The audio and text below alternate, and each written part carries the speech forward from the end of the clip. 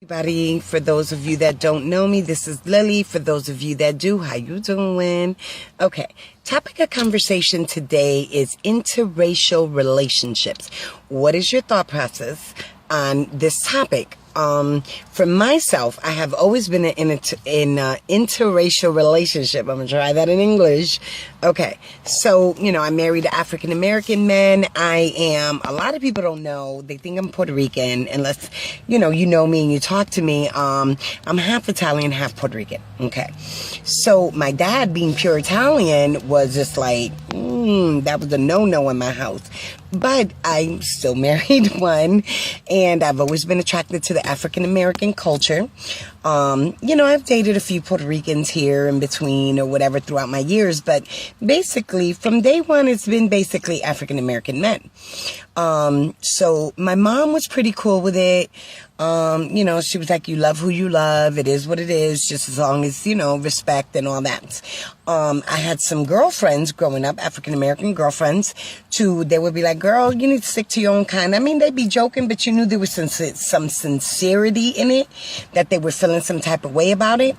But, they always, spoke their mind, but there was a respect to it. They didn't really, really bash me about it, but they did speak their mind, that it was an issue, it was a concern. Not a concern because, but something that they were uncomfortable with. When I got married, my dad never even met his grandchildren, till they were much older. And, so it was a struggle with me being in an interracial relationship with my family. But then outside of my family, I had never experienced it until one day, few months after I had just got married. I was in the grocery store with my husband at the time. And, there was these two young ladies, and they were in line, and I was a few feet away from them, and I overheard them. I'm standing there, I'm looking at something, and they were like, you know what? You see what I'm talking about? You see that fine-ass man right there? He need to be with a woman like me, and this, that, and the other, and whatever.